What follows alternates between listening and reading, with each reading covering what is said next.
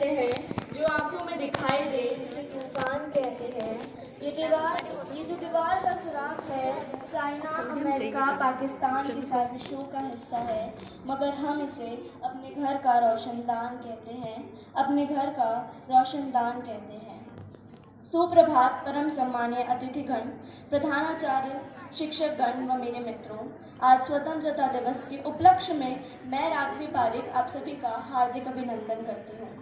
यूं तो आज़ादी की लौ 1857 में ही जल चुकी थी, जो मशाल बनकर 1947 में हमारे देश को आज़ाद कराए।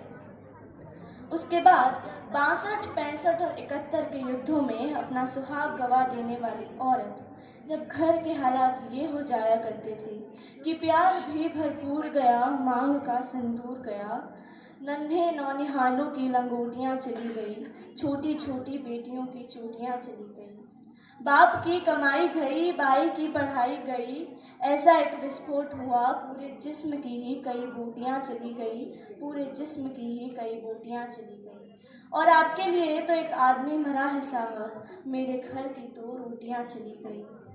ऐसे हालात पैदा हो जाने के बावजूद भी एक माँ अपने बेटे को सरहद पर दुश्मनों की धज्जियाँ उड़ाने के लिए भेज दिया करती थी और उसे पत्र लिखाकर भेजा करती थी कि अम्मा ने खत लिखा है बड़े चाव से, अम्मा ने खत लिखा है बड़े चाव से कि पुत्र मेरे ना घबरा जाना, 1 इंच भी ना पीछे हट जाना, चाहे इंच इंच कट जाना, चाहे इंच इंच कट जाना।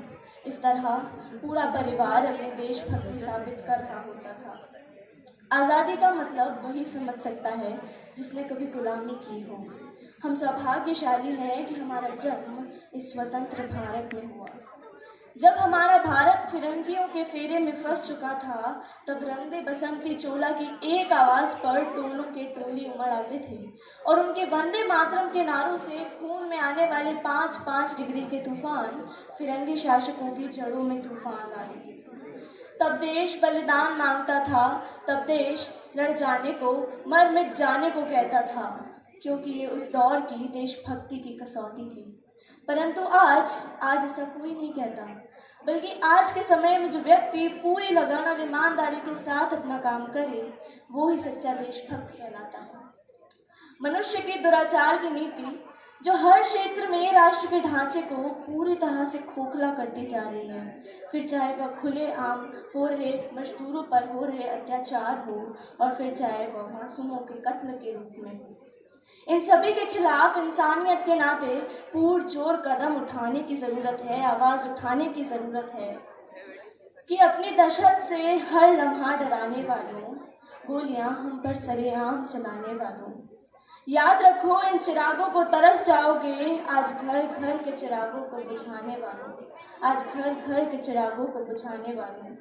आज़ादी के इतने सालों बाद भी हम गरीबी, जातिवाद, सांप्रदायिकतावाद, आतंकवाद और भ्रष्टाचार की जंजीरों में जकड़े हुए हैं। हम जितना ज़्यादा इन जंजीरों से आज़ाद होने की कोशिश करते हैं, हम उतने ही इस दलदल में फंसते चले जाते हैं। मैं नहीं मानती कि व्हाट्सएप और फेसबुक की डीपी को 3 रंग में रंगना देशभक्ति है। और अगर आप कहें कि साल में 2 बार हाथ में तिरंगा लेना देशभक्ति है, तो मैं आपसे पूछना चाहूँगी कि सड़क किनारे जो बच्चा नंगे पांव हाथ में तिरंगा लिए उसे बेच रहा है, तो क्या आप उसे भी देशभक्ति कहेंगे? ये उसकी देशभक्ति नहीं है, ये उसके पेट की शक्ति है।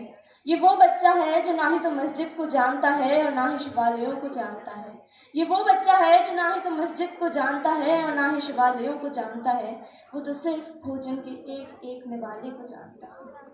मेरा ये अंदाज ज़माने को खलता है कि मेरा चिराग हवाओं के साथ क्यों जलता है।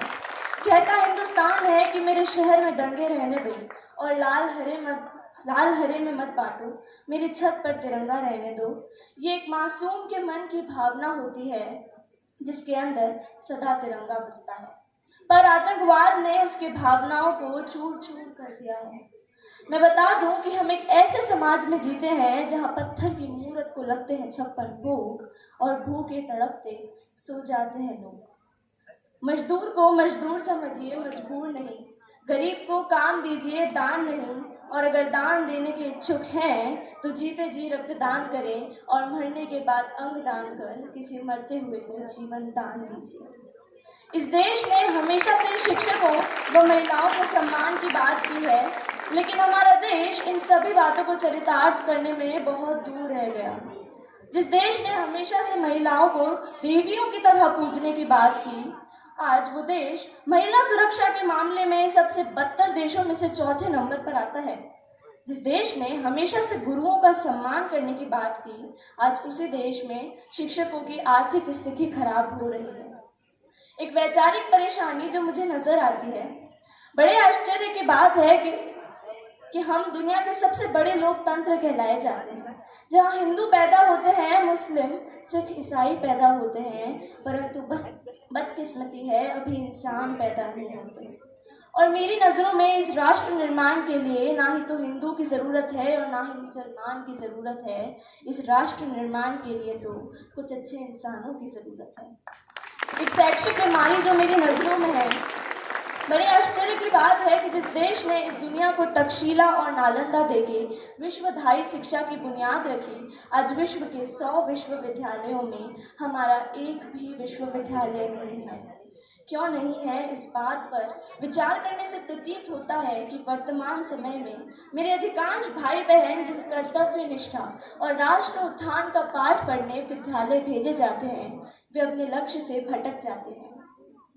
हमारा उद्देश्य विद्यार्थी काल में एक अच्छा नागरिक बनने की शिक्षा प्राप्त करना होना चाहिए, ना कि अंक पाना या डिग्रियां इकट्ठा करना, बल्कि हमें उस ज्ञान को व्यवहारिक बनाना होगा, नैतिक आचरण में लाना होगा, मनुष्य को समझना होगा, एक जिम्मेदार नागरिक बनना होगा। तभी हमारा भारत पुनः विश्व गुरु बन पाएगा।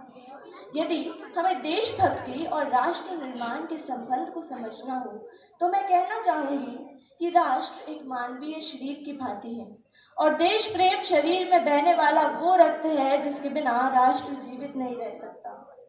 राष्ट्र की एक बाजू किसान है तो दूसरी बाजू मजदूर है। राष्ट्र का एक पैर युवा शक्ति है तो दूसरा पैर अनुभव है। सोच और विचारधारा बनाती है उसका मस्तिष्क और शरीर, और राष्ट्र का दिल बनता है उसकी प्राकृतिक धरोहर से। अपने देश, परिवार और समाज के लिए समर्पण का भाव है देशभक्ति, और हर देशद्रोही के जीवन में आने वाला वो तूफान है देशभक्ति, ताकि हर एक देशद्रोही यह समझ सके कि अगर तू परिंदा है तो यह आसमान तेरा है, अगर तू परिंदा है तो यह आसमान तेरा है, अगर तू दरिंदा है तो ये शमशान तेरा है। भाईचारे से रहना है तो रह, वरना ये कब्र भी तेरी है और ये कब्रिस्तान भी तेरा है। मैं समझती हूँ राष्ट्र किसी राजनीतिक पार्टी या उसकी नीतियों से नहीं बनता, वह बनता है अपनी प्राकृतिक संपदा से। राष्ट्र बनता है अपनी बेहतर विचारधारा से।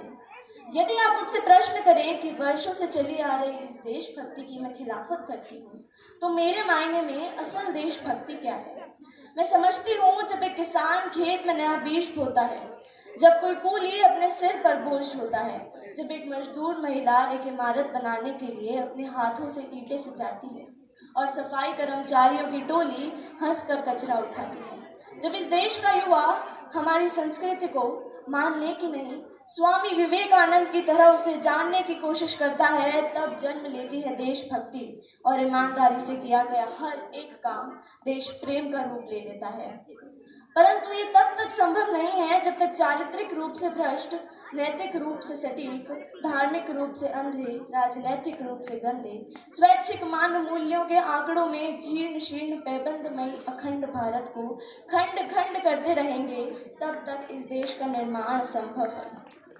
और इसके लिए हमें छोटी छोटी कोशिशें करनी होगी, बड़ी बड़ी बातें नहीं, क्योंकि ठोकरें हमें पत्थरों से लगती है, पहाड़ों से नहीं। आज यहाँ खड़े होकर मैं पूरी जिम्मेदारी के साथ कहना चाहूँगी कि इस राष्ट्र का निर्माण तब संभव होगा जब आप, मैं और हम सब मिलकर प्रयास करेंगे, क्योंकि ये इस देश की जिम्मेदारी नहीं है हमें आगे ले जाने की, ये हमारी जिम्मेदारी है अपने देश को आगे ले जाने की। होगा हौसला बुलंद तो एक दिन सारा जहां जय हिंद कहेगा, क्योंकि सारे जहां से अच्छा हिंदुस्ता हमारा, हम बुलबुले हैं इसके, हिंदुस्ता हमारा, हिंदुस्ता हमारा। अंत में मैं 4 पंक्तियों के साथ अपनी वाणी को विराम देना चाहूँगी। मना रहे हैं अमृत महोत्सव आज़ादी का, ये संचित पुंज है बहुत सारे देशभक्तों, कर्मवीरों का। संभाले रखना है इस देश की अनमोल धरोहर को, हौसला है आगामी 25 वर्षों में सोने की चिड़िया को लौटा लाने का, सोने की चिड़िया को लौटा लाने का। आइए हम सभी एक बार साथ में बोलते हैं, भारत माता की वंदे, जय हिंद, जय Bharat. Very good, very good. We are glad to hear your thoughts and feelings.